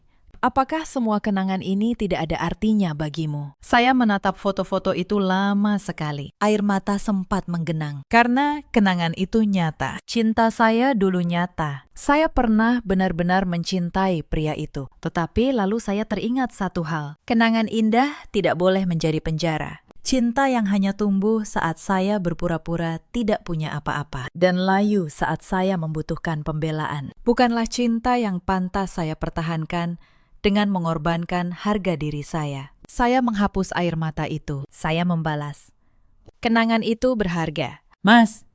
Tetapi kenangan tidak bisa menggantikan 3 tahun di mana kamu membiarkan aku diinjak. Terima kasih untuk yang indah. Selamat tinggal untuk yang menyakitkan." Saya memblokir nomornya setelah itu. Bukan karena benci, tetapi karena saya tahu untuk benar-benar pulih, saya harus berhenti membuka kembali pintu yang sudah seharusnya tertutup. Dan tahukah kalian, apa yang paling melegakan? Bukan kemenangan atas mereka, bukan melihat mereka jatuh. Yang paling melegakan adalah ketika saya bangun di pagi hari, di apartemen saya yang tenang, dan menyadari bahwa tidak ada lagi suara yang akan merendahkan saya. Tidak ada lagi mangkuk yang akan ditunjuk untuk mempermalukan saya. Tidak ada lagi tatapan yang menganggap saya tidak berharga. Saya bebas. Beberapa bulan kemudian, hidup saya berubah jauh lebih tenang. Saya mulai kembali aktif mengurus perusahaan yang ayah wariskan. Saya kembali ke ruang rapat, ke meja kerja, ke dunia yang dulu sengaja saya tinggalkan untuk menguji sebuah pernikahan. Karyawan-karyawan lama ayah menyambut saya dengan hangat. Mereka berkata bahwa mereka selalu menunggu saya kembali memimpin. Perlahan, perusahaan yang sempat berjalan dengan autopilot itu kembali tumbuh di bawah tangan saya. Saya kembali bertemu banyak orang. Saya kembali tertawa lepas. Saya kembali menjalani hidup tanpa rasa takut, tanpa beban harus selalu membuktikan diri kepada orang-orang yang tidak akan pernah menghargai saya apapun yang saya lakukan. Sesekali, Renata mengirim pesan. Kadang meminta keringanan pembayaran. Kadang sekedar bertanya kabar. Nada bicaranya kini sopan. Bahkan terlalu sopan. Saya membalas seperlunya dengan profesional. Bukan sebagai keluarga, tetapi sebagai pihak yang memberinya kesempatan kedua dalam urusan bisnis. Ibu Darsinah beberapa kali mencoba menemui saya. Beliau datang ke kantor, menunggu di lobi. Pada awalnya, saya enggan menemuinya. Tetapi suatu hari, saya memutuskan untuk turun. Beliau berdiri saat melihat saya. Tubuhnya tampak lebih kecil dari yang saya ingat. Lebih tua, Lebih rapuh. beliau menunduk. Lalu berkata dengan suara bergetar, Maharani, "Ibu datang untuk minta maaf. Ibu salah selama ini. Ibu buta. Ibu menilai orang hanya dari apa yang terlihat. Maafkan ibu." Saya menatap beliau lama. Wanita yang dulu begitu berkuasa, kini berdiri di hadapan saya dengan kepala tertunduk. dan anehnya, Saya tidak merasakan kemenangan. Saya tidak merasakan kepuasan. Saya hanya merasa lelah dan sedikit kasihan. "Bu," kata saya pelan. "Saya menerima permintaan maaf ibu, sungguh. Karena kebencian tidak pernah membuat hidup saya lebih ringan. Saya tidak ingin membawa luka ini selamanya." Wajah beliau sedikit lega. "Tetapi, Bu," saya melanjutkan, "memaafkan tidak berarti melupakan dan tidak berarti kembali. Saya memaafkan ibu agar hati saya tenang, bukan agar hubungan ini kembali seperti dulu. Beberapa hal, sekali retak, tidak akan pernah utuh lagi." Beliau mengangguk, air matanya jatuh. ibu mengerti. Nak, Ibu tidak berani meminta lebih dari itu. Saya memberi beliau secangkir teh hangat sebelum beliau pulang. Sebuah gestur kecil, bukan untuk berpura-pura semuanya baik-baik saja, tetapi untuk menutup satu babak dengan martabat. Sejak hari itu, saya benar-benar melepaskan masa lalu. Saya tidak lagi memikirkan keluarga Darsinah dengan amarah. Mereka kini hanya menjadi bagian dari pelajaran hidup yang sudah saya tinggalkan. Toko bahan bangunan itu, di bawah pengawasan tim saya, perlahan kembali sehat. Tunggakannya berangsur lunas. Ibu Darsinah dan Renata belajar mengelolanya dengan lebih jujur. Mungkin karena untuk pertama kalinya, mereka tahu rasanya kehilangan dan tahu rasanya diberi kesempatan oleh orang yang pernah mereka sakiti. Aska, saya mendengar ia akhirnya pindah ke kota lain, memulai hidup baru. Saya berharap ia belajar sesuatu, bahwa keberanian membela orang yang kita cintai jauh lebih berharga daripada kenyamanan untuk selalu diam. Ada satu hal yang tidak pernah saya duga akan saya temukan dalam proses mengambil alih toko itu. Ketika tim saya merapikan arsip lama toko, mereka menemukan sebuah map tua milik almarhum ayah mertua saya di dalamnya. Selain dokumen jaminan hutang, ada sebuah surat tulisan tangan yang belum pernah dibaca siapapun. Surat itu ditujukan kepada Aska, ditulis beberapa bulan sebelum beliau wafat. Pak Surya menyerahkan surat itu kepada saya, dan setelah berpikir lama, saya memutuskan untuk membacanya. Isinya membuat saya terdiam cukup lama. Dalam surat itu, almarhum ayah mertua menulis bahwa beliau tahu kondisi keuangan keluarganya sedang sulit. Beliau menulis bahwa beliau khawatir sepeninggalnya nanti, istrinya dan anak-anaknya akan terjebak dalam keserakahan dan harta. Beliau berpesan kepada Aska agar kelak menjadi pria yang berani, yang membela kebenaran, dan yang tidak menilai orang dari hartanya. Beliau menulis satu kalimat yang menusuk saya. "Nak, jagalah istrimu kelak. Perempuan yang baik adalah harta yang lebih berharga dari semua toko dan uang. Jangan pernah biarkan ibumu atau siapapun merendahkannya." Surat itu tidak pernah sampai kepada Aska. Mungkin terselip, mungkin terlupakan. Tetapi membacanya, saya merasakan ironi yang pahit. Almarhum sudah memperingatkan jauh sebelum saya datang. Dan justru hal yang beliau takutkan, itulah yang terjadi.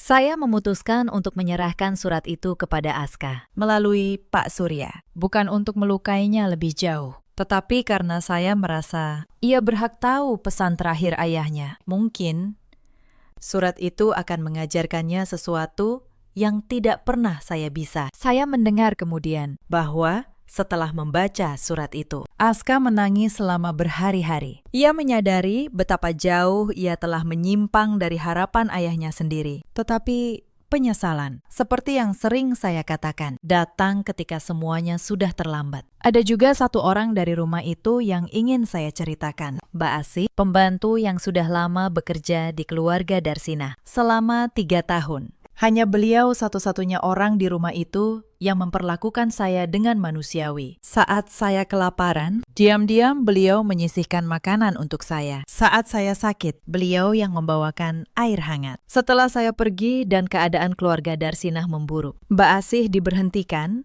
karena mereka tidak lagi mampu menggajinya. Saya mencari beliau, saya menemukannya, lalu menawarkan pekerjaan di rumah saya dengan gaji yang layak dan perlakuan yang pantas. Mbak Asih menangis saat saya menawarinya. Beliau berkata, "Bu Rani, saya hanya pembantu. Kenapa ibu sebaik ini kepada saya?" Saya menjawab, "Karena Mbak adalah satu-satunya orang di rumah itu yang memperlakukan saya sebagai manusia. Kebaikan, sekecil apapun, tidak pernah saya lupakan. Sama seperti kekejaman, sekecil apapun juga tidak. Itulah salah satu keputusan yang paling membahagiakan saya. Karena di tengah semua luka, saya membuktikan kepada diri saya sendiri bahwa saya tidak berubah menjadi seperti mereka. Saya tetap bisa membalas kebaikan dengan kebaikan dan menghadapi kejahatan dengan keadilan, bukan dengan kekejaman." Suatu sore, saya berdiri di depan jendela ruang kerja saya, di lantai paling atas gedung perusahaan. Matahari perlahan tenggelam di balik gedung-gedung kota. Pemandangan itu begitu indah. Saya tersenyum. Lalu saya teringat satu pelajaran paling berharga dari semua yang pernah terjadi. Jangan pernah merendahkan seseorang hanya karena kesederhanaannya. Karena tidak semua orang menunjukkan seluruh nilai dirinya kepada dunia. Dan jangan pernah menganggap kesabaran sebagai kelemahan. Sebab orang yang paling sabar sekalipun, pada akhirnya bisa memilih untuk pergi. Dan ketika itu terjadi, penyesalan sering datang jauh setelah semuanya terlambat. Saya menghela napas panjang. Saya menatap langit yang mulai berubah keemasan. Untuk pertama kalinya setelah bertahun-tahun, saya merasa benar-benar pulang. Bukan ke sebuah rumah, tetapi ke dalam diri saya sendiri. Cerita ini mengajarkan satu hal yang sederhana, tetapi sering kita lupakan. Jangan pernah menilai seseorang dari apa yang tampak di permukaan. Jangan pernah merendahkan orang yang diam, karena diamnya bukan berarti ia tidak mampu, melainkan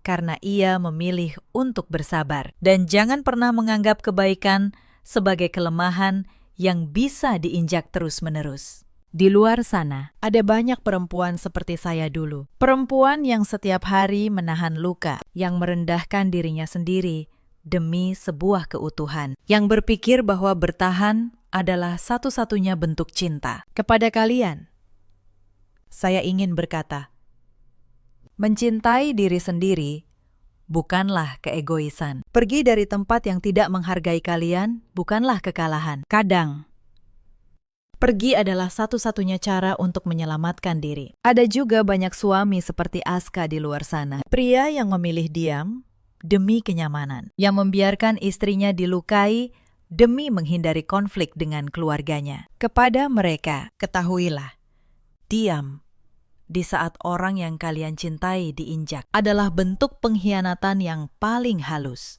Dan ada pula para ibu mertua seperti Ibu Darsinah, yang karena rasa takut kehilangan kuasa, memilih untuk menindas menantunya sendiri, yang lupa bahwa menantu juga manusia, juga anak dari orang tua yang membesarkannya dengan kasih sayang. Mengenai saya sendiri, hidup saya kini jauh lebih tenang. Perusahaan berkembang. Hati saya sembuh. Saya memaafkan mereka semua. Bukan karena mereka pantas dimaafkan, tetapi karena saya pantas hidup tanpa beban kebencian. Saya memaafkan mereka, tetapi saya tidak kembali karena harga diri yang sudah terlalu lama diinjak. Pantas untuk dijaga dengan keberanian. Dalam hidup, kita selalu punya pilihan. Pilihan untuk terus bertahan dalam luka, atau pilihan untuk pergi dan menyembuhkan diri. Saya memilih yang kedua, dan saya tidak pernah menyesalinya. Pesan moralnya sederhana. Jangan pernah merendahkan seseorang hanya karena ia diam dan sederhana. Sebab, orang yang paling sabar pun punya batas. Dan saat ia memilih pergi, penyesalan sering datang terlambat. Bagaimana menurut kalian? Apakah keputusan saya untuk pergi sudah tepat? Atau kalian punya pengalaman serupa? Ceritakan kisah kalian di kolom komentar. Saya akan membaca satu persatu. Terima kasih sudah menemani cerita ini sampai akhir. Jaga selalu harga diri kalian. Dan jangan pernah biarkan siapapun membuat kalian merasa tidak berharga.